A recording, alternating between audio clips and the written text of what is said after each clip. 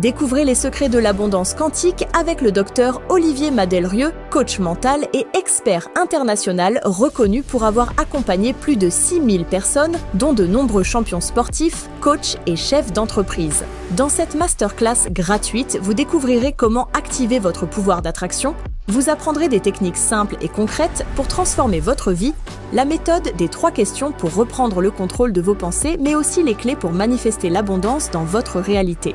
N'attendez plus, cliquez sur le lien en haut à droite de votre écran ou en description pour changer de dimension et créer la vie que vous méritez. J'ai un psychiatre qui a perdu sa fille. Il est complètement bousculé parce que lui, ça rentre pas dans ses codes. Pour lui, la médiumnité est quelque chose d'hallucinatoire. Il est venu me voir et il y a un truc très particulier parce que je lui dis que je le voyais dans le désert, etc., qu'il y aurait une cérémonie laïque, etc., et qu'à la 3e chanson, il y aurait une interruption, etc., dans cette il y a un gros boom, etc. Et en fait, il s'est retrouvé au pied des pyramides en train de rendre hommage à sa fille, là-bas, dans une cérémonie laïque. Et à la 3e chanson, le micro, qui n'avait pas de lieu, saute et tombe et interrompt le 3e morceau en plein milieu, quoi. Bonjour et bienvenue, merci d'être avec nous. Voici cette nouvelle rencontre que l'on vous propose avec mes invités installés sur les canapés. Au programme, un ouvrage et un oracle qui va peut-être vous permettre de peut-être voyager au travers de certaines dimensions, peut-être d'expérimenter des choses que vous avez enfouies, que vous ne connaissez pas. En tout cas, il y a une belle approche illustrée par Alec Rock, que l'on accueille. Bonjour Alec. Alors, est-ce que je dis le pseudo ou est-ce que je dis le pseudo, oui. Alors, c'est Tats. Ouais, c'est le nom de mon salon à Blainville, en fait. Bon, d'accord. Et puis, évidemment, tout ça à l'initiative de David Fontaine, qui est installé aussi sur les canapés, Rock'n'Roll Attitude. David, vous avez vu le blouson noir, la Harley Davidson. On y est. Bonjour David. Bonjour Marc. Merci infiniment d'être là. On va parler d'abord de votre belle association, de la manière dont vous vous êtes rencontrés. On va parler, je le disais, bien sûr, de cet ouvrage qui est là, Découvrir vos pouvoirs de médium. Alors ça, j'ai pas mal de questions à vous poser, David, parce que je suis assis, c'est aux éditions Larousse, et je vous recommande ce petit ouvrage. Je suis toujours fasciné par ceux qui écrivent et qui disent « Découvrez vos pouvoirs de médium ». Ouais. Je suis fasciné et en même temps, il y a presque, pas un agacement, mais je me dis une frustration que de se dire qu'effectivement, à la base, tout le monde a ses capacités. Tout à fait. Tout à fait. Donc, grosse frustration pour celui qui est dans la nébuleuse de j'y arrive pas, j'entends pas, je perçois pas, je ressens pas. Vous comprenez ça? Très souvent. Alors, c'est vrai que le mot pouvoir, en plus, on l'a mis dans le sens avoir la possibilité de.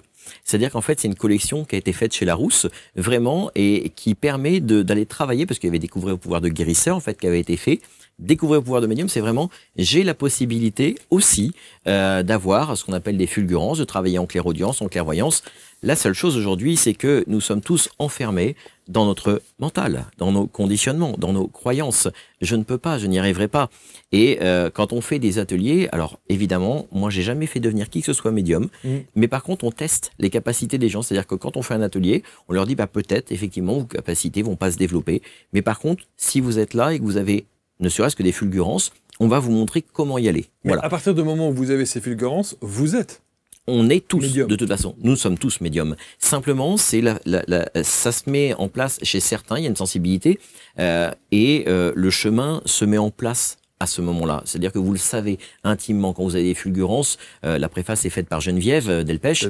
Et avec Geneviève, on travaille beaucoup, et c'est vrai que, en fait, on a des fulgurances par moment sur les affaires policières sur lesquelles on travaille. Par exemple, moi, je vois, j'ai pas bougé sur l'affaire du petit Émile, j'ai pas bougé depuis le départ en disant que c'est une piste criminelle. Très souvent, on m'a dit, ouais, c'est un accident. Non, c'est pas un accident. Depuis le départ, ma version, elle a jamais bougé. Je crois d'ailleurs qu'il y a une relance de l'enquête, là, je crois. Ça n'est pas fini. Une histoire de famille, je crois, en plus. Voilà, moi, je peux pas aujourd'hui en dire plus parce que l'enquête est en cours. Mais simplement, je ne change pas ma version d'un iota. C'est-à-dire qu'en fait, depuis le départ, le corps est resté dans le village, près d'église, pas loin de la fontaine, et le gosse a été percuté par une voiture et le corps caché. Je change pas ma version depuis le départ. Et ça, vous l'avez dit aux enquêteurs? Officieusement. Oui, parce qu'on sait qu'aujourd'hui, la police travaille beaucoup, Bien avec sûr. évidemment des médiums. Alors, sûr. C'est un peu... en off. C'est en off, Ouais. évidemment. Mais et c'est là où c'est assez étonnant de se dire que si on a la possibilité d'avoir des informations, quelles qu'elles soient, autant aller les chercher, ces informations. Ouais. C'est bête de se dire non, on fait ça en off parce qu'il faut pas que... Mais questionnons et puis on verra bien. Bien sûr. Alors ça se fait de plus en plus. Oui, ça se fait. Oui, officieusement, comme pour les barreurs de feu avec les pompiers ou les gens qui ont de la chimiothérapie. On sait que la médecine travaille sur le cancer et que les barreurs de feu travaillent sur les effets pour couper les effets indésirables de la chimiothérapie. Donc ça se fait aujourd'hui dans les centres d'oncologie. On le voit. Il y a beaucoup de monde qui demande. Je connais pas une caserne de pompiers qui n'a pas une liste de barreurs de feu. Ça n'existe pas. Donc oui, bien sûr. Ça a mis du temps d'en rentrer dans le cadre médical, mais en tout cas, ça y est aujourd'hui. Donc on va découvrir nos pouvoirs de médium aux éditions Larousse. Ça, c'est l'ouvrage. Et alors, Tats, moi, je me suis demandé, est-ce que vous avez des capacités? Pas découverte, en tout cas. J'ai pas encore découvert. Mais j'ai toujours senti une certaine sensibilité ou quoi. Et c'est ça qui est drôle, parce qu'en fin de compte, je me suis jamais intéressé à ça avant que David m'approche pour me faire participer au projet. Et c'est depuis que je commence un petit peu à... Alors, est-ce que vous avez fait ces ateliers pour essayer de voir quel était le médium caché qui était en vous? Non, j'ai pas. Mais ils courent trop partout, j'arrive plus à les suivre. Alors, mais peut-être ça sera un jour. Bon. Est-ce que ça vous est déjà arrivé de rentrer dans une pièce et de vous sentir super mal? Est-ce que ça fait longtemps que vous avez ressenti de la joie de vivre?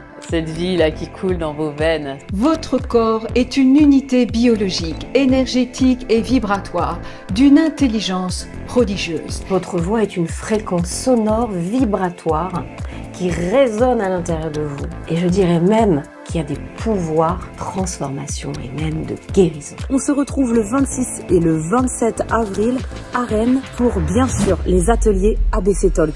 Je vous proposerai, lors d'ateliers exceptionnels avec l'équipe ABC Talk, des techniques de maîtrise de votre énergie. Avec un objectif, activer votre transformation intérieure et ouvrir votre conscience. Sachez que nous allons vivre ensemble cette expérience qui permet à chacun de prendre parfaitement sa place dans cet espace et dans cet univers qui est magique. Nous allons partager un moment d'humanité que vous n'êtes pas prêts d'oublier. Nous serons tous reliés par le cœur. Les 26 et 27 avril 2025 à Rennes. Réservez votre place dès maintenant et à très bientôt.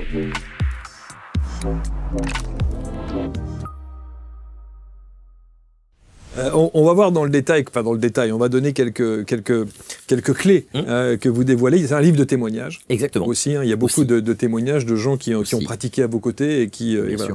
Vous dites une chose intéressante. Vous dites l'éveil collectif des consciences auxquelles nous assistons prend de plus en plus d'ampleur et le fait que la Terre ne cesse de monter en vibration n'est pas étranger, n'y est pas étranger. Ce n'est pas une évolution, vous parlez de révolution. Oui. Véritablement. Et elle est en train de bouleverser complètement notre manière de penser, moins rigide et plus intuitive. J'ai l'impression que ça aussi, ça fait des années qu'on nous bassine avec ça aussi, en disant « Ah, mais... » C'est juste. Quand la Terre est en mouvement, il y a une nouvelle vibration, etc. En fait, le Covid a été une excellente manière d'aller regarder en nous. C'est-à-dire que le confinement a été extrêmement bénéfique, malgré ce qu'on pense, parce que c'était l'occasion d'aller regarder en nous. Et du Covid est sorti un très beau verbe, covider. Si on l'analyse en latin, c'est cum vidare, ça veut dire vider ensemble. Aller chercher en fait les vieux schémas à l'intérieur de nous et apprendre à se transformer, apprendre à mieux partager. Je remercie le confinement sur les 10 km. On a rencontré des producteurs autour de chez nous et ça nous a évité d'aller dans les grandes surfaces faire gagner du pognon à Carrefour. Et donc c'est absolument génial. Ça nous a permis de mieux nous rencontrer, de mieux dialoguer aussi en famille, de pouvoir vraiment se parler, de partager des choses plus authentiques. Donc en fait, on va vers cette authenticité. Beaucoup de gens parlent de la 5D, alors un truc un peu New Age, mais néanmoins cette 5D c'est un état d'être. C'est-à-dire qu'avant on était dans le être par quelque chose avec des artifices. Et aujourd'hui, on va vraiment vers l'état d'être, l'authenticité. C'est-à-dire qu'on s'éloigne de personnes avec lesquelles on était et avec lesquelles on n'est plus. Parce qu'en fait, on rentre plus en résonance, parce qu'on se rend compte en fait qu'il n'y avait pas d'authenticité dans la relation. Et cet état d'être, en fait, on le rencontre aujourd'hui au quotidien. Alors, la presse a beaucoup parlé de grandes démissions parce qu'on trouvait pas notre travail, on se trouvait pas épanoui. Il y a des gens qui aujourd'hui ont de l'argent, sont en pleine santé, ils ont leur famille, mais ils se trouvent pas épanouis. Il manque quelque chose.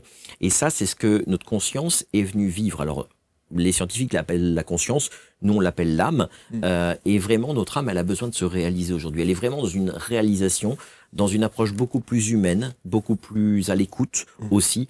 Et cette révolution qui est en train de se mettre en place, c'est apprendre à mieux consommer local, être à l'écoute des gens autour de nous et surtout partager de façon plus authentique, plus sincère dans les rapports. Et vous parliez de la période Covid sans minimiser la tragédie. Évidemment, attention. Hein. On est d'accord. Il y a eu évidemment une épidémie qui était là, attention. Et qui a été aussi dévastatrice à bon nombre de niveaux et sans vouloir évidemment. Complètement. Hein, il y a quoi que ce soit. Mais... Évidemment, il y a eu cette mais pandémie. Il y a effectivement une prise de conscience. Et il y a beaucoup de gens qui ont changé de vie. C'est juste. Après le Covid. Et on le rencontre aujourd'hui. Et même cette révolution des consciences, on la rencontre aujourd'hui. Moi, je travaille avec des gens, des psychiatres, des chercheurs en neurosciences. On a quelqu'un qui s'appelle Renaud Évrard, qui est à l'université de Lorraine, qui fait un travail exceptionnel avec Circe, qui organise le Festival des Anomalies auquel je participerai au mois d'avril, là.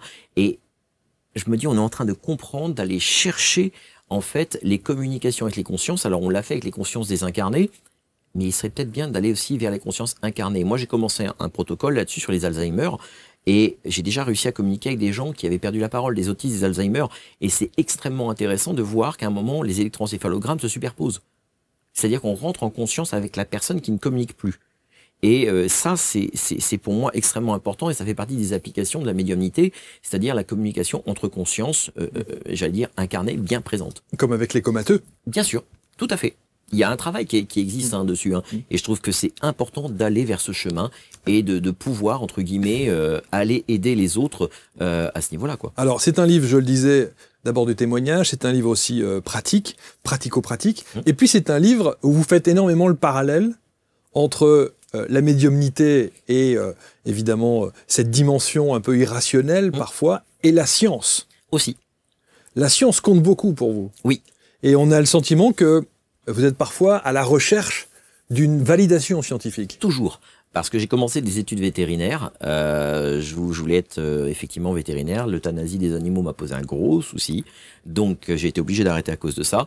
Mais j'avais déjà commencé les états modifiés de conscience. Je connaissais le fonctionnement du cerveau. Je connais les molécules. Enfin voilà.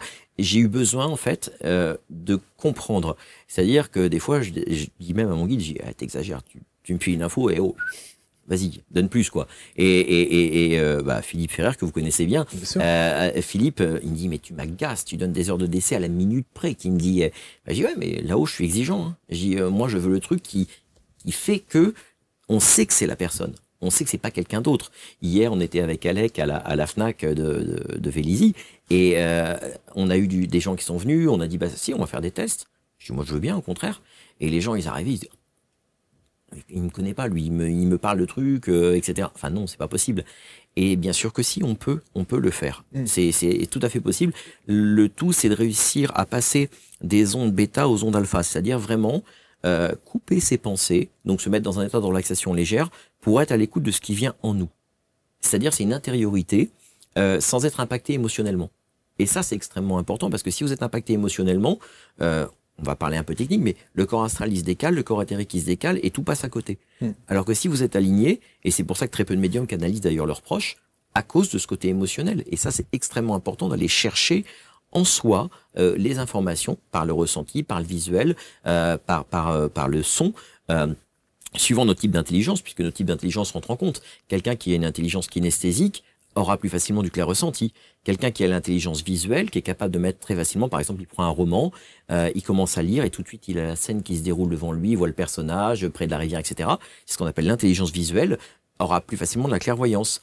Quelqu'un qui va avoir une intelligence auditive à l'école, capable de retenir tout ce que le professeur était en train de lui transmettre, à ce moment-là, effectivement, on aura quelqu'un qui aura plutôt de la clairaudience qui va se développer. Et vous avez quoi? La totalité. La totale, ouais, c'est ce que j'ai un beau check-up, ouais. Il a le combo.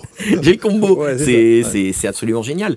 Et on comprend aujourd'hui que la glande pinéale, donc qui est composée de cristaux d'apatite, l'apatite étant un minéral qui capte les ondes et les vibrations, ben en fait on a un super décodeur qui est ici, qui a toujours été là, que les Égyptiens appelaient l'œil d'Horus, que les Hindous, enfin ça a toujours existé en fait. Et on commence à revenir et à aller chercher et à aller creuser comment ça se passe. En tout cas, sur l'aspect scientifique, vous faites partie de ces rares médiums qui acceptent d'être testés. Ah oui, ça, pour moi, c'est important. Et qui en demandent même. C'est la base. Ouais. C'est la base. On ne peut pas prétendre faire de la médiumnité sans montrer qu'on est médium. Ça, pour moi, c'est pas possible. On peut pas s'affirmer médium et ne pas aller en salle, ne pas être testé, ne pas être... Voilà. Sinon, c'est pas drôle. C'est trop facile de dire je suis médium, etc., etc., de dire ah, elle aimait les fleurs, elle était gentille. Bon, ça va, ça suffit, ça. On voit trop ça. Moi, je sais que j'ai une exigence dans les médiums avec lesquels je travaille, parce qu'on est aussi organisateur d'événements, et c'est important pour moi d'avoir des gens qui donne des détails. Je pense à Céline Franou, qui est un amour, qui est voilà, pam, pam. C'est ce que je cherche. Moi, tous les médiums avec lesquels on travaille, ils ont ça. Il y a une précision, il y a des prénoms, il y a des situations, il y a des dates anniversaires. Enfin, c'est hyper important. Sinon, c'est de la généralité, c'est un peu voilà. Donc ça veut dire que dans ce nouveau taux vibratoire, cette évolution vibratoire de la planète, on va avoir de plus en plus de médiums. Oui. On aura de plus en plus de médiums. Et déclarés, j'ai envie de dire. Et qui s'affirment. Beaucoup de gens le découvrent à leurs dépens. C'est-à-dire qu'on a des gens aujourd'hui, moi j'ai quand même des neurologues ou des cardiologues qui viennent, qui me disent je comprends pas, je suis en train de vivre des trucs. Là, dans le prochain livre qui va sortir en fin d'année, qui va s'appeler Les belles histoires de l'au-delà chez JMG Éditions, honnêtement, j'ai un psychiatre qui a perdu sa fille. Il est complètement bousculé parce que lui, ça rentre pas dans ses codes. Pour lui, la médiumnité est quelque chose d'hallucinatoire. Il est venu me voir et il y a un truc très particulier. Parce que je lui dis que je le voyais dans le désert, etc., et qu'il y aurait une cérémonie laïque, etc., et qu'à la 3e chanson, il y aurait une interruption, etc., il y a un gros boom, etc., et en fait, il s'est retrouvé au pied des pyramides en train de rendre hommage à sa fille, là-bas, dans une cérémonie laïque, et à la 3e chanson, le micro, qui n'avait pas de lieu, saute et tombe et interrompt le 3e morceau en plein milieu, quoi. Donc, et ça, l'information qui vous arrive, elle vous arrive, vous la percevez de quelle manière? Elle est visuelle? Elle est visuelle et auditive. Visuelle et auditive. Visuelle et auditive, donc je le sais. Et sa fille, à ce moment-là, m'a dit je leur ferai signe pour leur dire que je suis avec eux dans ce voyage. Et donc je le sais, je le transmets en amont. Donc du coup, lui, il part faire la cérémonie là-bas? Il savait même pas au départ qu'il allait y aller. Ah, il savait même pas qu'il allait là-bas? Et c'est après il y a des gens qui ont découvert que sa fille, qui avait écrit des chansons, etc., que lui a mis en musique, ils ont voulu rendre hommage à sa fille et ils ont invité en Égypte à faire ça. Donc ouais, c'est un truc de dingue, ouais. Alors, au travers de toutes les situations que vous avez vécues, décrites et transmises à ceux qui vous consultent, quelle est celle qui vous a le plus bouleversé? Il y en a tellement. Il y en a tellement, c'est difficile parce que j'adore les challenges. J'ai fait une grosse expérience avec une amie qui s'appelle Emmanuelle Johnson, qui écrit chez Jouvence, qui travaille beaucoup sur les vies antérieures. Et j'ai besoin de comprendre, en fait, la réincarnation. Parce que pour moi, c'est un truc qui me pose trop de questions dans ma petite tête. Que vous dit votre guide sur la réincarnation? Sur la réincarnation, il me dit qu'effectivement, en fait, on croit qu'on se réincarne, mais en fait, notre conscience vit plusieurs temporalités, enfin plusieurs espaces-temps en même temps. En même temps. Et c'est très intéressant parce que c'est le discours aussi de Philippe Guillemant, de nombreuses personnes en physique quantique. Et je pense que c'est exactement ce qui se passe. Et en fait, elle m'a dit, écoute, j'ai retrouvé une vie antérieure. Et c'est des personnes qui sont parties depuis plus de 500 ans. Elle me dit, moi dans ma tête, j'ai 500 ans, ils sont peut-être réincarnés quand même. Et je dis, écoute, je relève le challenge. Je dis, je suppose que t'as pas de photos. Elle me dit non. Par contre, j'ai peut-être trouvé des portraits. Je dis, écoute, c'est ok.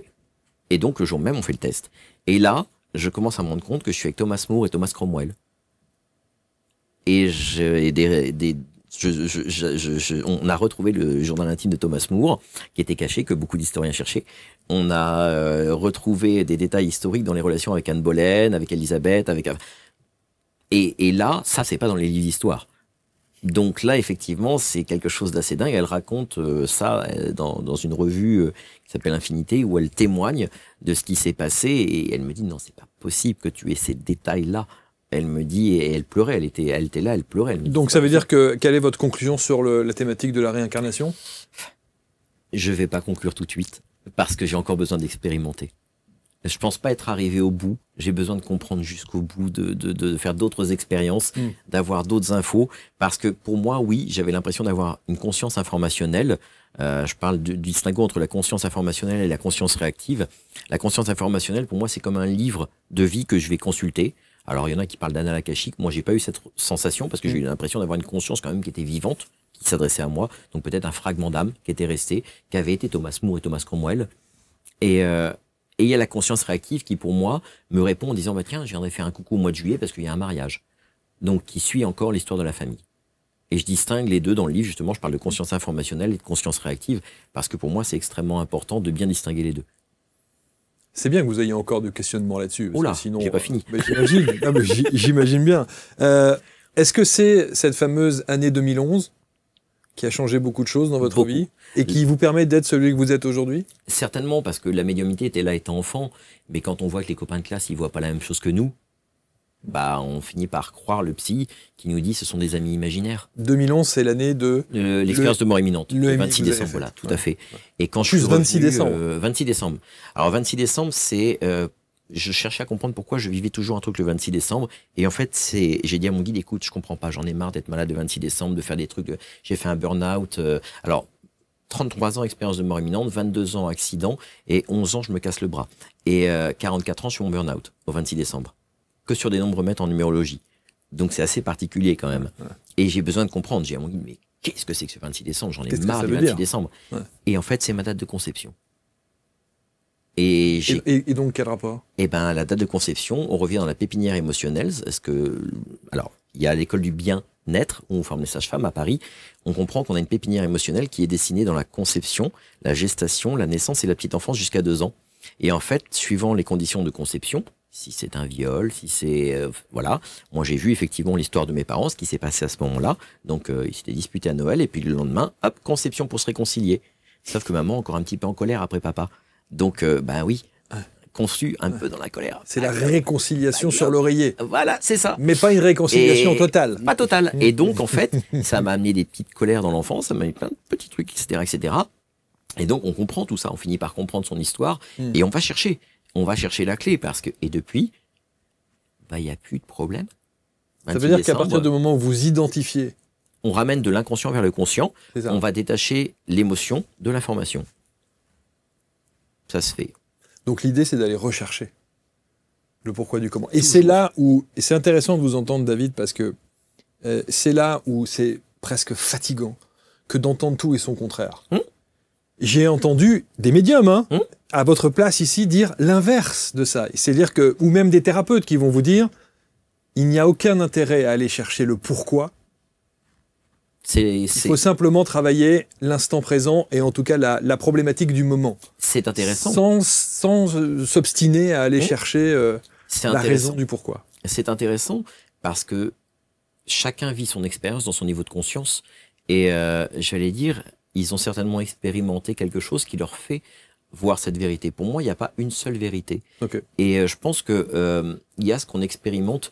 Je prenais en exemple l'autre jour la couleur rouge. Il y a une dame qui me dit « Ouais, mais tout est sujet à interprétation. » Et parce qu'elle me parlait de l'oracle. Et je lui dis « En effet, je lui dis dans les cartes, tout est sujet à interprétation. C'est très subjectif, évidemment. » Je lui dis « Mais la couleur rouge, ça vous évoque quoi ?» Elle me dit « L'amour. » Je lui dis « Moi, ça m'évoque l'ancrage, la colère, le feu. »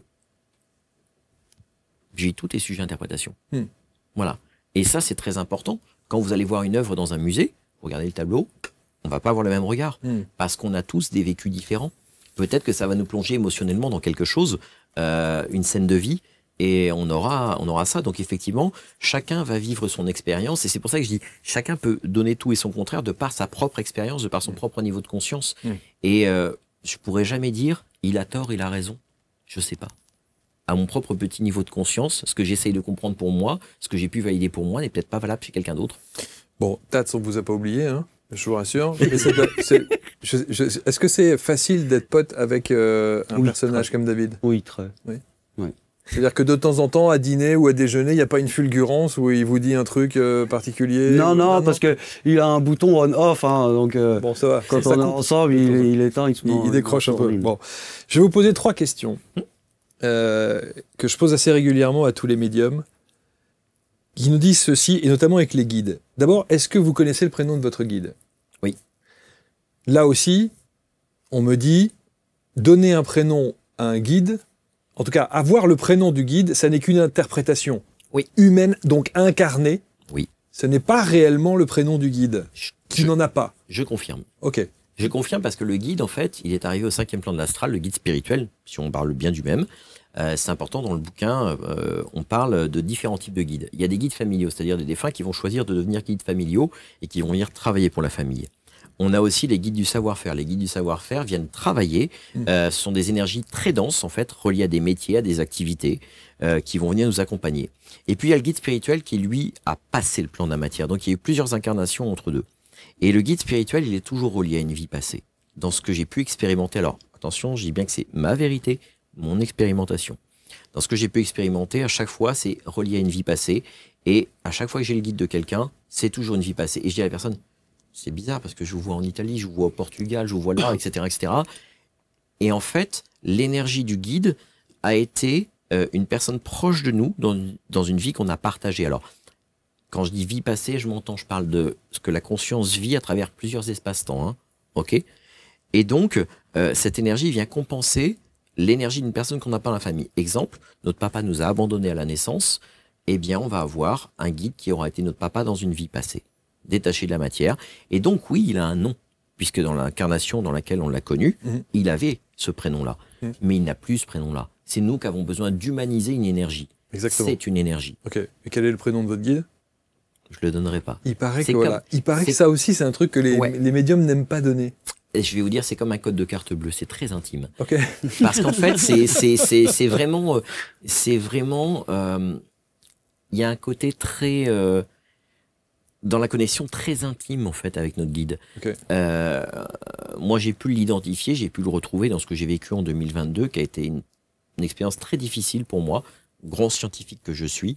D'avoir des contacts avec des galactiques, moi je dis ouais attends, c'est bon, ça y est, je pète un câble.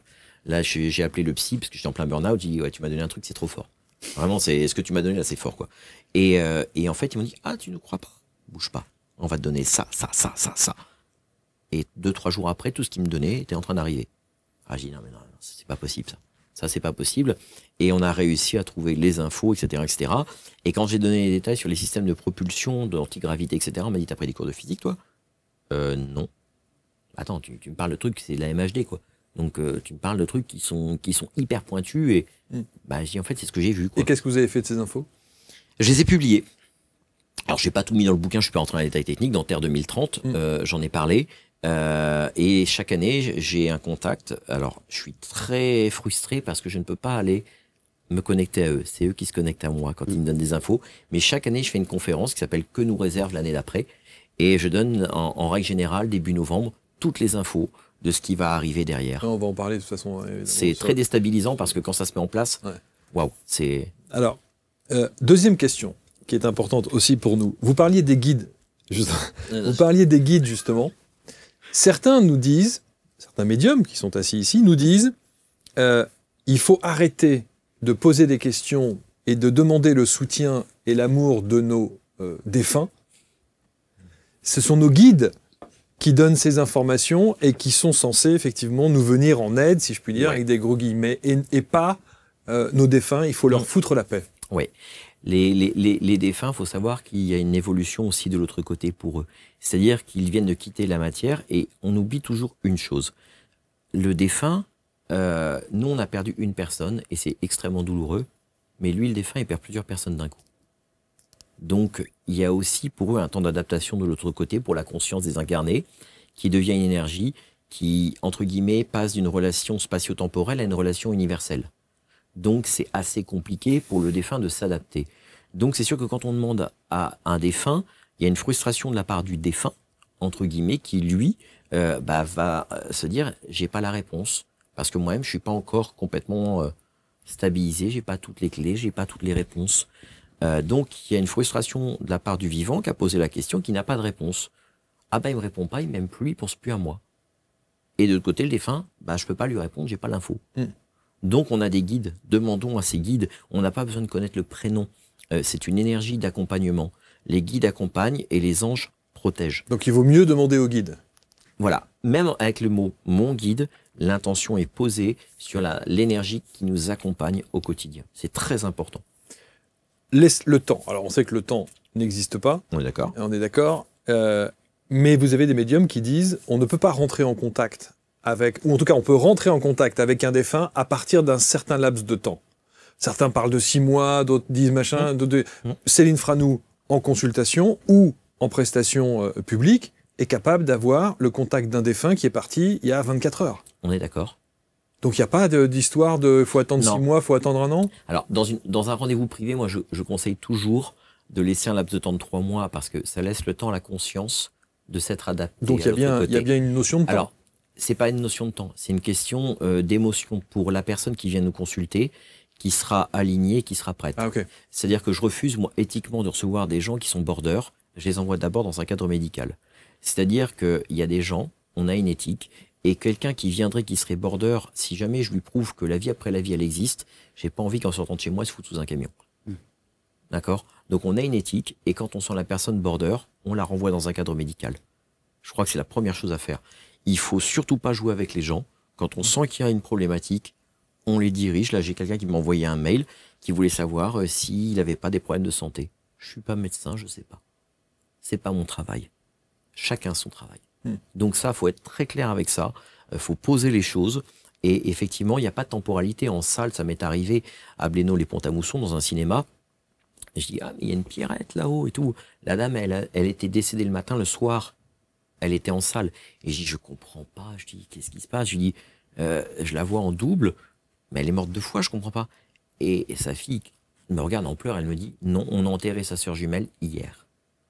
Et elle est décédée le lendemain matin. Donc, et le soir même, on l'avait en salle. C'est pas un problème du tout.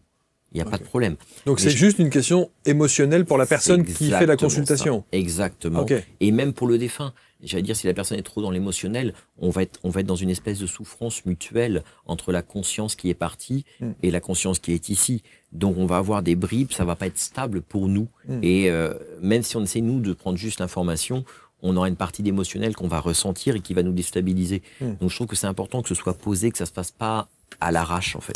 On va continuer évidemment à parler de ce livre chez Larousse, découvrir vos pouvoirs de médium, et puis évidemment le coffret qui est ici. Alors Tats, est-ce que cet univers médiumnique, c'était déjà un univers dans lequel vous aimiez baigner? Pas du tout. Pas du tout. Pas du tout. J'en étais sûr. Là, je suis en pleine découverte, mais c'est passionnant. C'est vrai? Ah ouais, c'est passionnant.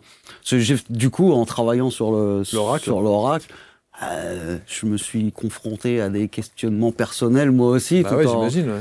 Et du coup, j'ai trouvé ça passionnant. Donc vous n'étiez pas du tout baigné là-dedans. Et avant de rencontrer David et de travailler sur l'oracle, c'était des notions complètement abstraites qui n'avaient aucun intérêt pour vous? Ouais, non. J'étais même plutôt... sceptique. Ouais, plutôt. Mais bon, on vient voir David une fois et c'est bon... Très vite, on est convaincu. Ouais. Ce qui est rassurant en même temps chez David, et encore une fois, c'est ce parallèle scientifique. C'est-à-dire que voilà, vous n'êtes pas en lévitation à manger des graines sur un nuage, hein, c'est pas le genre. Non. J'aime bien la bière, voilà. Le steak. Voilà. Je suis motard. Je suis donc très. Enfin, Tats peut dire, je suis quelqu'un dans la vie de tous les jours. Je suis un gros déconneur. Je me marre tout le temps. Je prends rien au sérieux. La vie, c'est un jeu. On entre, on sort. En même temps, je vais vous dire, le fait de dire la vie est un jeu, etc., etc. Moi, j'entends ça. Et la faculté que vous avez, que je trouve qui est un état de grâce, je trouve que c'est un état de grâce, que de se dire que vous avez ce potentiel-là, que nous avons tous, ok, d'accord, mais que vous l'avez peut-être puissance 10, parce que tout vous arrive sans que véritablement vous ayez demandé quoi que ce soit. Et je me dis que ça doit quand même considérablement, sur ce plan terrestre, apaiser une vie entière, que de se dire qu'après, je sais ce qui se passe. C'est ça. C'est ça. Vous êtes hyper rassuré, quoi. Bah, je suis la seule question que vous devriez avoir... jalouse, en fait. Non, mais c'est presque ça. Non, mais la seule question que vous devriez avoir, peut-être, c'est de se dire comment ça va se passer, le passage. C'est ça. C'est tout. C'est ça. Et puis l'attachement aux autres. Il y a quand même un attachement. Oui. Parce qu'on aime... Enfin, moi, j'aime la vie. Et je me dis, ça va être embêtant. Si jamais je pars demain, il y a plein de gens que j'aime ici, quoi. Il y en a plein que j'aime de l'autre côté. Mais il y en a plein que j'aime ici aussi. Et je me dis, c'est pour ça que je vis la vie à pleines dents, que je suis à fond et que je m'éclate tout le temps, quoi. Est-ce que vous avez demandé à vos guides pourquoi est-ce que vous avez ces facultés-là ou que vous en faites aujourd'hui votre activité? C'est très drôle parce qu'en fait, c'est quelque chose que j'ai déjà fait, en fait, dans une vie passée, semble-t-il. Et en fait, je vais parler un peu d'épigénétique. Mais dans l'épigénétique, tout est inscrit. Les traumas, comment il s'appelle, les facultés.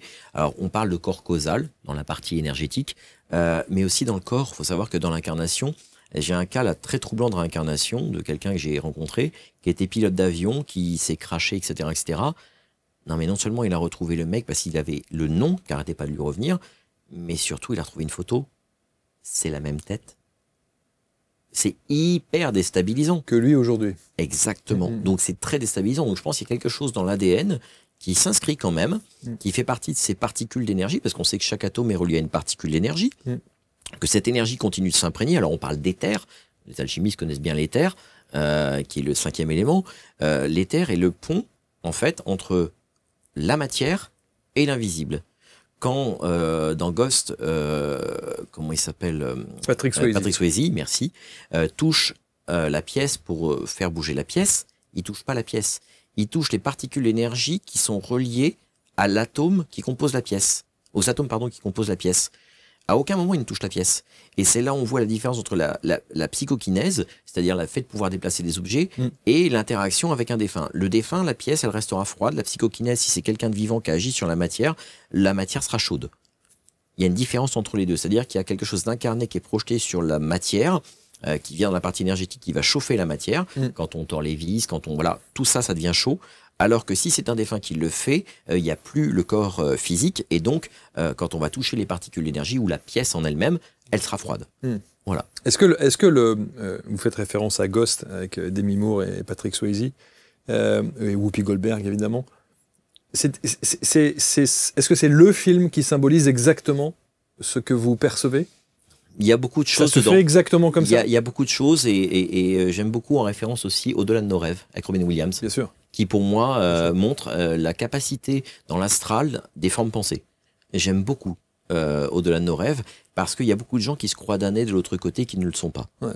Donc des gens qui s'enferment. Mais ce que je veux dire, c'est que quand on se pose la question de savoir mais comment vous percevez, de quelle manière vous voyez, sous quelle forme, etc., Ghost est souvent évidemment un film référence. Tout à fait. Et c'est comme ça qu'on voit Céline Frano, quand elle est en conférence, par exemple, elle voit des enfants qui traversent la salle pour venir s'adresser à leur maman qui est dans la salle, par exemple. Tout à fait. On avait rigolé avec Philippe au festival l'année dernière. Il y a une jument qui s'était posée juste derrière une dame. Et ça, il me dit, mais attends, t'as pas vu une jument? Bah si. Je dis, je voyais plus la bâche blanche de la tonnelle.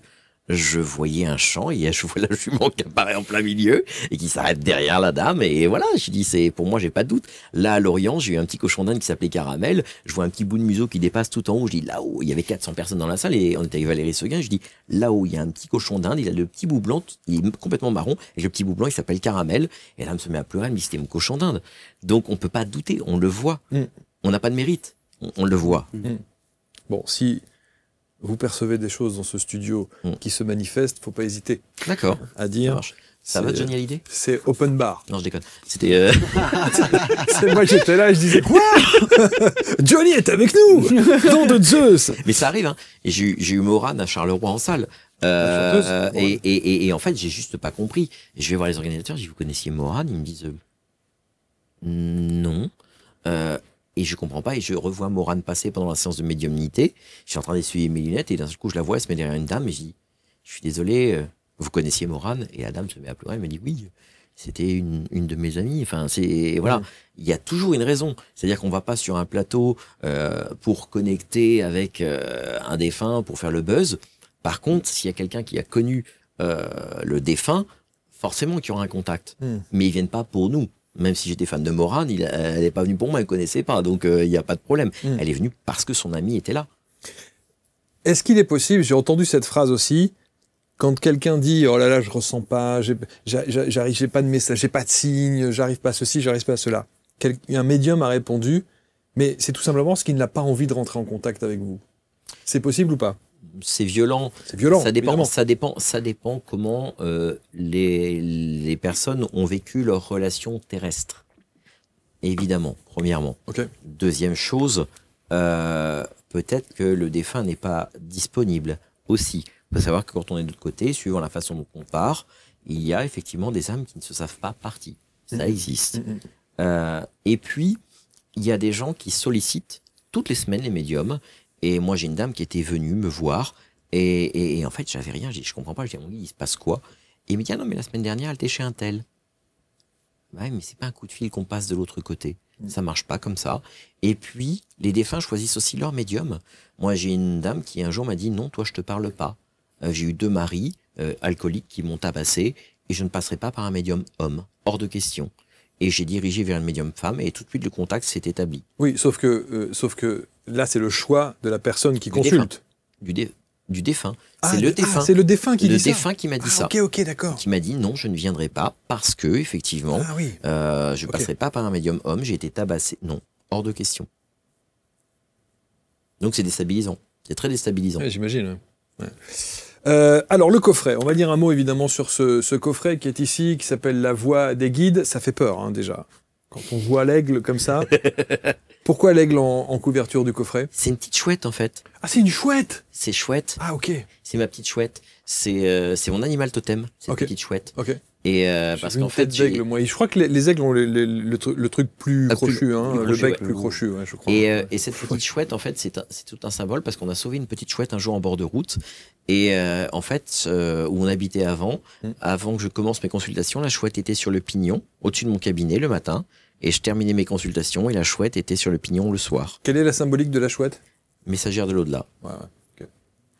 Donc j'ai bien compris pourquoi elle était là et Alec, qui est tatoueur, me fera bientôt cette jolie chouette Quelque part, sur le bras, certainement. sur le bras, ouais, évidemment. Non, parce que ça fait trop grand ici. Est-ce que vous connaissez votre animal totem? D'instinct, j'aurais envie de dire le loup, mais j'ai plutôt l'impression que c'est un peu C'est parce que ça fait l'ego du mal qui dit Ça voilà, fait rock'n'roll, le loup. Mais Voilà, après, c'est ça fait rock'n'roll, il dit moi je vais faire un loup, voilà, ou un on bison, a ou moins un envie truc d'être comme ça, mais bon. un ver de terre ou quoi, ça, c'est moins intéressant, mais je sais pas vraiment. Est-ce qu'on peut demander au guide quel est notre animal totem sans avoir à faire un exercice particulier, une méditation ou quelque chose comme ça? Tout Ou à un fait. voyage chamanique? On Ça peut arrive dans les guidances. Il y a des gens qui me posent la question, ouais, Ok. d'avoir des infos et ouais, ça se fait. Ouais. Et vous n'avez pas posé la question? Non.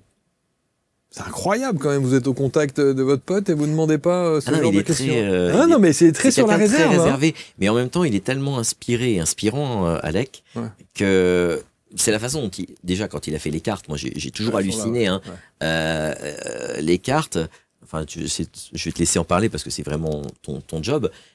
Mais rien que les cartes, je sais quand on a eu Très Daniel, tout a été validé d'un coup. C'est-à-dire qu'en fait, on était étonnés, nous, j'ai dit à Alec, il me dit, ah, j'ai jamais fait ça, il me dit, t'es fou, je fais pas ça. Et en fait, tout de suite, ça s'est fait. Très Daniel nous a demandé 2 cartes, et les 2 cartes, validé tout de suite. On nous a dit, c'est hyper moderne, enfin, Cathy C'est vrai. Selena nous a dit, c'est hyper moderne, vrai. c'est nouveau. C'est vrai. Et puis il a travaillé sur 3 niveaux. Enfin voilà, je vais te laisser expliquer parce que c'est plus. Ouais, c'est ton intéressant. job. ça. D'où vient cette inspiration?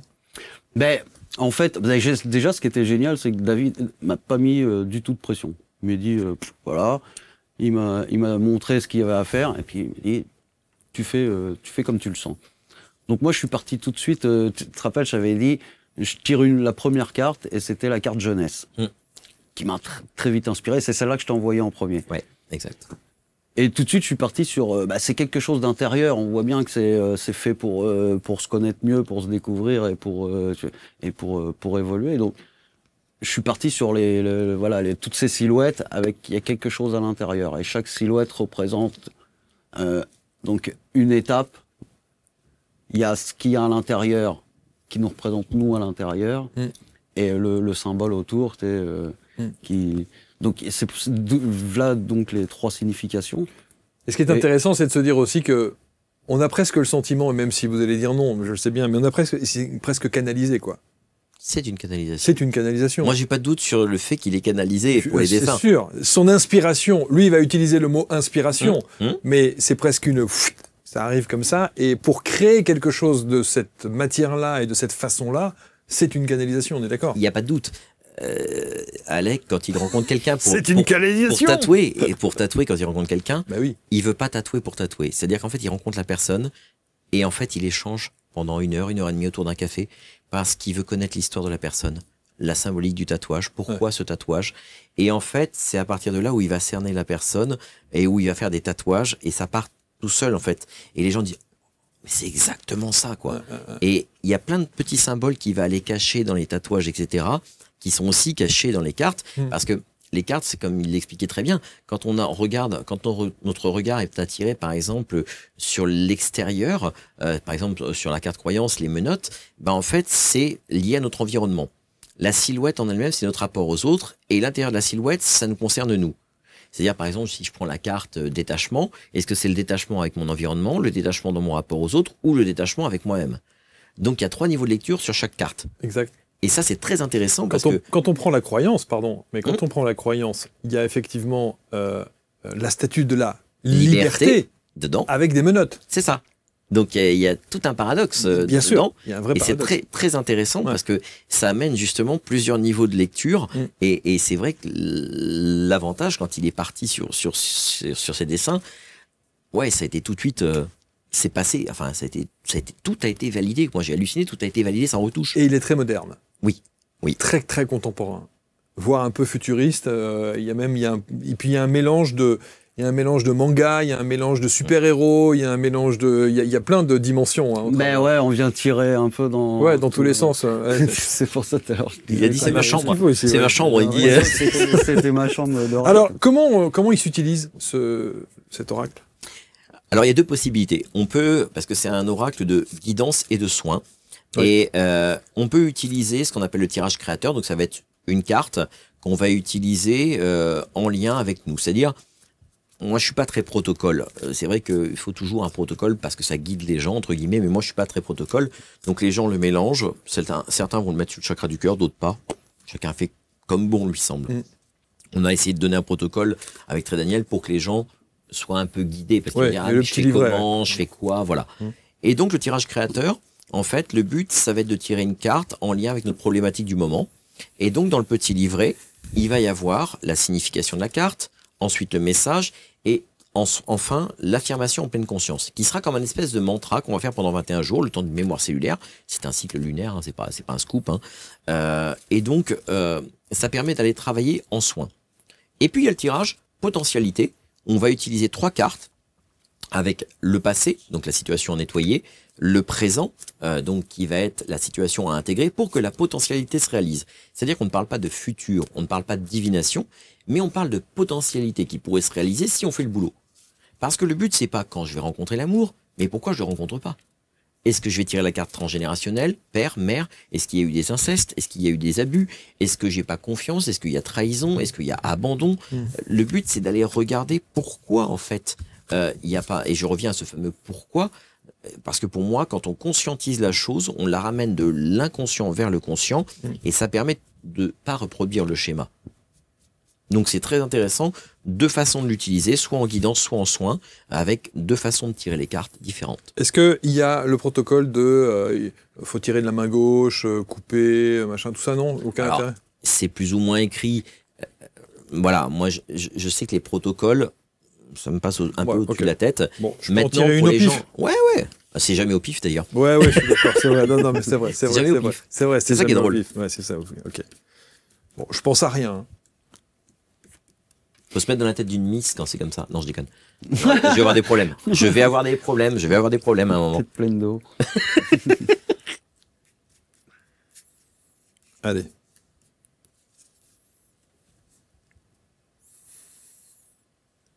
Je la montre? Ah bah, avec plaisir. Tiens, le super-héros. Courage. Ouais. Alors, le courage, c'est super intéressant. Ça peut être une période où on est un petit peu dépassé, où on est un petit peu fatigué psychiquement, etc., etc. Et ça veut dire qu'on est quand même sur le bon chemin et qu'il faut s'accrocher.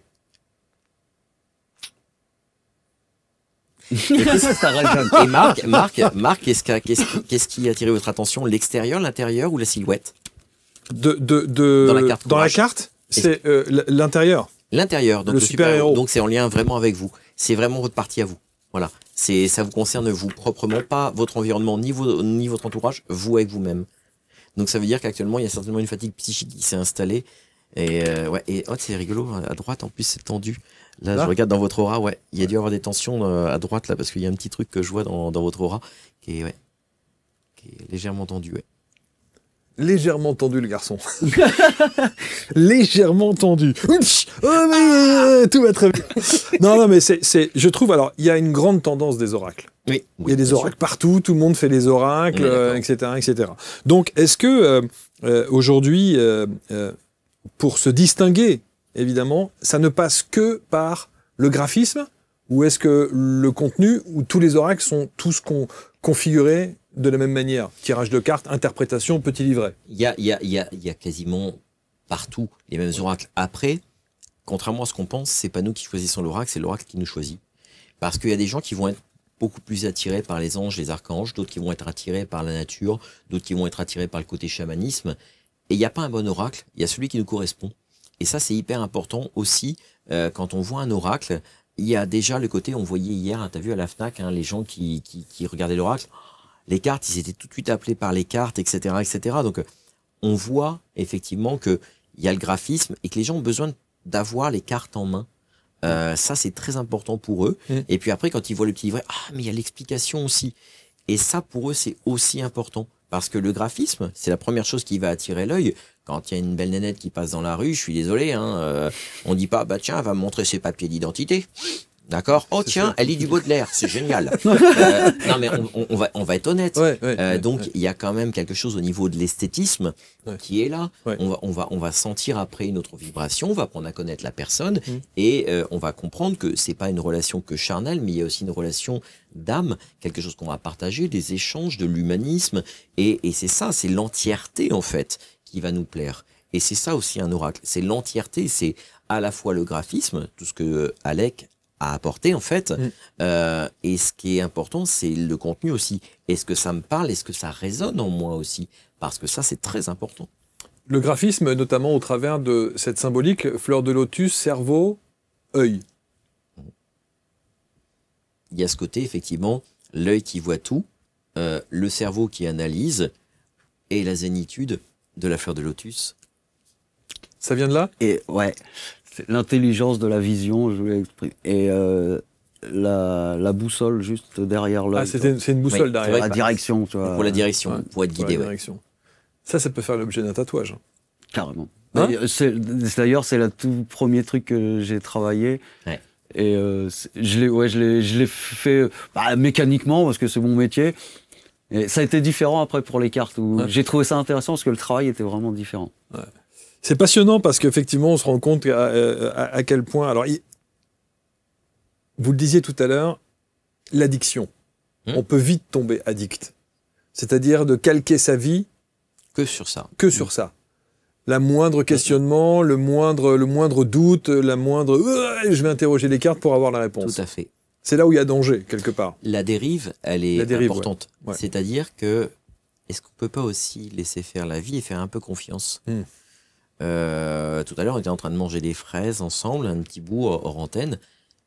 Mais c'est bien ça, on a goûté la fraise, on avait cette sensation, on était content, c'était bon, c'était bien.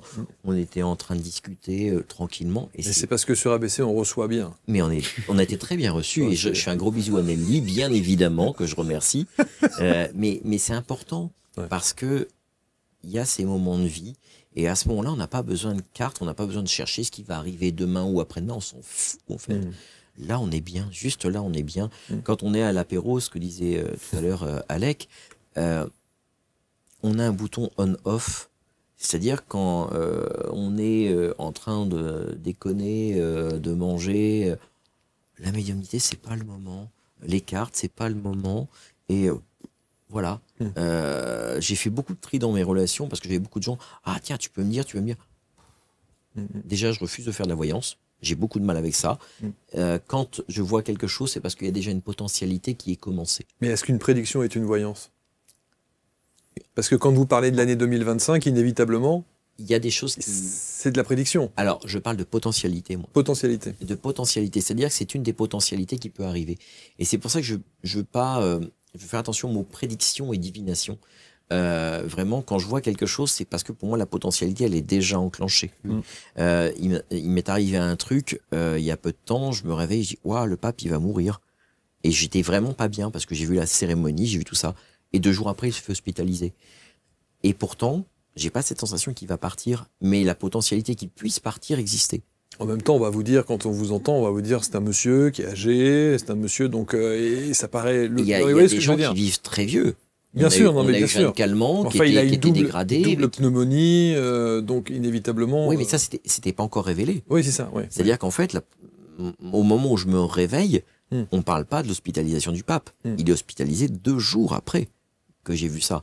Donc la potentialité, et je me dis que la potentialité, elle a déjà changé, parce qu'en fait, il a été soigné. Donc ce que j'ai vu avant n'arrivera certainement pas. C'est pour ça qu'il faut faire toujours attention à l'instant T, quand on voit quelque chose, de pas annoncer ça comme quelque chose de réel, mais une potentialité qui arrive. Et quand je fais les prédictions pour 2025, entre guillemets, je parle toujours au conditionnel. Je fais toujours attention à ce que je dis parce que je veux pas que les gens rentrent dans un truc. Quand on a parlé, enfin quand j'ai dit en novembre l'histoire de la guerre en Ukraine qui s'arrêtait en avril, tout le monde m'a dit David, arrête tes conneries. J'ai dit mais ça vous le dites quand en novembre, c'est ça? En novembre. En novembre, vous annoncez avril. Ouais. Donc là, vous annoncez avril. Et j'annonce avril. Pour moi, avril, c'est signé, c'est acté, c'est réglé. C'est quelque chose qui est en train de se faire et tout le monde m'a dit bah alors là mais en même temps, je l'ai vu. Et pour moi, ça semblait tellement réel quand je vois la scène que je peux pas douter que ce soit en train de se mettre en place. Bon, je suis évidemment obligé de vous balancer 2-3 questions sur 2025. Bon, 2025, on est bien ou on n'est pas bien? On va être bien. Parce que moi, j'ai envie de focaliser sur ce qui va bien. Ouais, alors parce ça, qu'il y a plein de choses qui sont en train de se mettre en place. Le problème, c'est que on nous montre que ce qui ne va pas. Et on nous montre pas les belles initiatives aussi qui sont en train de se passer en local. Il se passe plein de belles choses, en fait. Et on nous focalise encore sur une potentielle guerre. On a un chef d'État qui est en train de s'astiquer gentiment sur une potentielle guerre qui n'arrivera pas. Avec un kit de survie, vous avez vu le kit de survie. C'est-à-dire qu'en fait, incroyable. C'est-à-dire qu'on a petit sac à dos avec. Ouais, mais on n'a pas de pognon pour les retraites, on n'a pas de pognon pour les hôpitaux. Par contre, on a du pognon pour aller faire des kits de survie. Coucou. Bah, ceci dit, s'il suggère de mettre votre oracle comme jeu de cartes dans le kit de survie. Vas-y Manu. Mais dedans Manu. Vas-y Manu. Ça peut... Non mais c'est vrai. Alors. Allez, dans l'année 2025, quelques dates. Alors, fin de la guerre, vous dites en Ukraine, en avril. En avril, tout à fait. Il y aura effectivement aussi, ça je l'ai annoncé aussi en novembre, une alliance entre la Russie et les États-Unis qui va se faire vraiment au détriment de l'Europe. Et aujourd'hui, clairement, dans ce que j'avais vu à l'époque, ils cherchent à avoir la tête de la France, clairement. Parce que la France s'est trop engagée dans le conflit ukrainien, et que ce soit Trump ou Poutine, ils cherchent à avoir la tête du président Macron. C'est une évidence. Alors, ça veut dire quoi? Ça veut dire que ça veut dire que ça va être très compliqué. Aujourd'hui... Mais sur un plan purement économique? Plus que ça? Politique. C'est-à-dire qu'en fait, politiquement parlant, aujourd'hui, on a un président qui est complètement désavoué, qui va pas, voilà. Financièrement parlant, c'est pas bon non plus pour lui. Le bilan n'est pas bon, et il a fait perdre pas mal de pognon à ses copains, donc forcément, ça va pas passer non plus. Et derrière, on a la Russie et les États-Unis qui ne veulent plus de lui non plus. Donc clairement, ça va pas bien se terminer pour lui. Sauf que quand vous parlez de lui, ça ne remet pas en question qui nous sommes. Je veux dire, lui, c'est lui, nous, c'est nous. Vous voyez ce que je veux dire? On est OK. Quel impact ça aura sur nous et dans nos vies? Quel impact ça aura sur nous? Des élections peut-être précipitées. Possible, s'il a le courage d'oser partir, à moins qu'il ait son ego l'emmène jusqu'au bout, clairement. On voit que vous appréciez beaucoup notre président de la République, que l'on salue. Moi, je l'apprécie, bon. J'ai pas de problème avec ça, puis moi, je suis pas engagé politiquement, jamais voilà. Juste, j'essaye de comprendre, comme vous disiez, l'impact que ça peut avoir dans notre société, en fait. C'est-à-dire que moi, j'aimerais pas être à sa place. Il y a une telle faille d'amour chez notre président qu'il cherche le pouvoir partout pour être aimé. Et j'aimerais pas être à sa place parce que derrière, il doit y avoir une sacrée souffrance. Bon, en tout cas, la psychose qui s'installe d'une guerre potentielle avec... ça, c'est possible ou pas? C'est flûte. Bon, ok. Voilà. Donc ça, on n'aura pas ça. Il y a des guerres économiques qui ont déjà démarré, qui sont là. On est d'accord. Personne n'appuiera sur le bouton. Personne. Bon, ok. Autre chose pour 2025? Qu'est-ce qu'on a Autre chose pour 2025. Un petit truc bien. Il y a un découverte notamment de nouvelles thérapies sur le cancer. Effectivement, on va avoir des nouvelles thérapies qui vont arriver normalement à l'automne, où on aura vraiment de vraies bouffées d'espoir, des traitements qui vont vraiment fonctionner. C'est bizarre parce que ça faisait plusieurs fois que je voyais un médicament connu, donc quelque chose qui existe déjà, qui serait capable d'agir sur les cellules cancéreuses. Donc voilà, c'est quelque chose, on va avoir des applications, on va aller plus loin. Un truc du quotidien, pour moi c'est un médicament du quotidien. De base, qui pourrait effectivement avoir d'autres applications, et voilà. Donc ça, on va faire des tests. Automne 2025. Une annonce des tests qui vont être faits, et ça va aller dans le bon sens. On parle de la planète.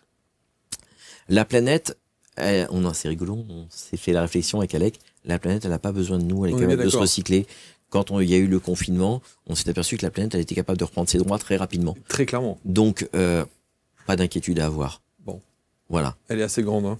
Elle est assez grande. Le problème, c'est bien nous. Et si nous sommes des locataires respectueux, on comprendra que la planète, elle a besoin de nous, elle a besoin d'amour, elle a besoin d'être respectée, et que de continuer à l'exploiter à plein régime comme on le fait, c'est pas la solution. Votez pour moi. Donc, le PPFF, parti pour faire la fête. C'est parti pour ça. J'avais dit une fois, là, tu sais, quand on avait fait la séance de dédicace, tu avais parlé de l'année 2025, c'était une année spéciale. C'est une année de nettoyage. Ouais, c'est une année de nettoyage. En numérologie, c'est une année 9. C'est une année qui fait qu'on va terminer beaucoup de choses. On est vraiment sur une fin de cycle. Donc, il y a énormément de révélations, de scandales politico-financiers qui arrivent et on n'est pas prêt. Clairement, on n'est pas prêt. Ouais. Il y a des choses qui arrivent, on n'est absolument pas prêt. Ouais. Bon. Je sais qu'il y a beaucoup de parents qui nous regardent et dans les dîners ou les déjeuners de famille, on évoque souvent et on pose souvent ces questions sur les générations futures. Et on se dit, qu'est-ce qu'on laisse à nos enfants, ce merdier là dans lequel, ce bourbier dans lequel on est là à droite à gauche. Est-ce qu'il faut être optimiste pour les générations futures? Oui. On peut l'être. On peut l'être parce que il y a des jeunes générations qui sont là, qui se posent des vraies questions sur comment améliorer le quotidien. Alors évidemment, il y a aussi une génération, j'allais dire geek, qui est un peu déconnectée de la réalité, mais il y a aussi plein de jeunes enfants qui arrivent, qui se posent des questions sur la planète, sur la relation aux autres, pourquoi on est aussi clivant sur les couleurs de peau, les religions, la sexualité. On a mis des étiquettes sur tout aujourd'hui, c'est-à-dire je suis hétéro, vegan, on s'en fout, quoi. On est des êtres humains. Apprenons juste à nous regarder et apprenons de nos différences, parce que ce sont nos différences qui vont nous permettre de compléter dans notre niveau de conscience, j'allais dire l'intelligence du cœur. Donc il faut qu'on aille jusqu'au bout de l'expérience. Et si on arrive à aller au bout de l'expérience, on va mieux se comprendre, on va mieux partager. Arrêtons de nous mettre dos à dos. C'est une grosse connerie. Aux éditions Exergue, ça c'est la grande maison des Traits Daniel. La Voix des guides, c'est ce coffret, les cartes de soins et de guidance. Tout à fait. Là, on a fait le petit principe guidance-tirage, mais soins aussi. Aussi. Ouais. Donc dans le tirage créateur, avec une carte, ça, c'est vraiment le côté soin. Bon. Et il est beau esthétiquement parlant, bravo. Ils ont bien travaillé. Il a la classe. Ils ont bien travaillé. Mais c'est vrai, puis ce petit côté doré comme ça, je trouve ça chicos. Non, c'est bien, c'est très bien. Et puis avec le petit livret explicatif, qui est évidemment une nécessité. Qu'est-ce qui reste de l'imitateur et du chanteur ? Oh, beaucoup de choses, parce que j'aime encore chanter, et je le fais de temps en temps pour des causes. On l'a fait pour la BPA, la BPA, Brigade de protection animale, donc pour récolter des fonds. Et s'il y a des causes, quand je peux, pour Alzheimer, voilà, je vais le faire. Parce que. C'est quoi votre répertoire ? J'ai aussi bien chanté de la messe de mariage. Donc voilà, avec les chants sacrés, j'ai eu l'occasion de faire le mariage d'un ami l'été dernier avec une organiste. C'était exceptionnel parce que ça rend la messe extrêmement vivante. Ah ouais. Et on peut faire aussi bien du sacré que des chansons comme George Colban, You Raise Me Up, des choses comme ça, qui sont très agréables. Et puis, il y a de la variété, il y a du côté rock aussi, quand je suis avec les motards dans les concerts. Ah oui. C'est plutôt du rock. On est plutôt parti sur des trucs style Disturbed, Sound of Silence, des choses comme ça, où on s'éclate beaucoup plus. Bon. Merci en tout cas, David. Chez Larousse, découvrez vos pouvoirs de médium, lisez, mettez en application, lisez les témoignages aussi, c'est toujours très intéressant de voir à quel point il y a des choses très concrètes. Chez Exergue, évidemment, il y a le coffret qui est ici. Et je voulais terminer avec une petite phrase que j'avais relevée, qui est une citation d'Hemingway, que vous utilisez à la fin de l'ouvrage, et vous dites « Il n'y a rien de noble à être supérieur à vos semblables. La vraie noblesse, c'est d'être supérieur à celui que vous avez été auparavant. » Exactement, l'évolution humaine. C'est beau, l'intelligence du cœur. L'intelligence du cœur que vous avez. J'essaie. J'ai plein de défauts aussi. Ouais, sans doute. Comme une certaine boisson qu'il faut éviter de prendre en trop grosse consommation. On est d'accord. Sous forme de chope. C'est ça. Voilà, ça on évite. On évite. Avec modération. Toujours avec modération. Toujours. Dans le plaisir. Hein. Le chocolat, c'est pareil. Oui, c'est vrai. Non, mais vous avez raison. Mais tout dans Jamais l'excès. Mais mauvais, oui. en fait. Hein, Tout excès. Tout dans l'excès. tout dans l'excès C'est n'est jamais l'excès bon. en soi qui est mauvais. Mais oui, bien sûr, évidemment. Merci en tout cas à tous les deux. Merci. Bravo Merci pour à ce que vous. vous faites. Merci pour votre parcours. Merci pour l'intelligence de vos propos et puis évidemment pour le contenu de ce que vous permettez à ceux et celles qui sont parfois dans des souffrances et qu'on peut comprendre, dans un désarroi et le fait de pouvoir se raccrocher comme ça aussi à ces informations que vous avez la chance de pouvoir capter. Ça fait du bien aussi, donc continuez à œuvrer pour tout ce beau monde. Merci de commenter avec bienveillance, hein, comme toujours, ceux qui n'apprécient pas nécessairement, mais il faut pas rester là, messieurs, dames, faut pas rester là. Non mais c'est vrai, moi je suis toujours estomaqué de voir les gens qui vont prendre le temps de laisser un commentaire désobligeant. C'est drôle. Mais quelle perte de temps! Mais, Non, il suffit de le supprimer. Moi, ça m'arrive. Votre temps est bien plus précieux que ça. Passez votre chemin. Ouais, C'est ça. Non, mais c'est vrai. C'est ça. Et puis surtout, ça leur fait mal. Ce qu'ils ne comprennent pas, c'est que l'autre est une partie d'eux-mêmes et que c'est un effet miroir. Donc, qu'est-ce qu'ils n'ont pas réglé qu'ils devraient aller régler? T'as compris? À bon entendeur. À bon entendeur. Merci à tous. On se retrouve très vite pour une prochaine rencontre. Salut.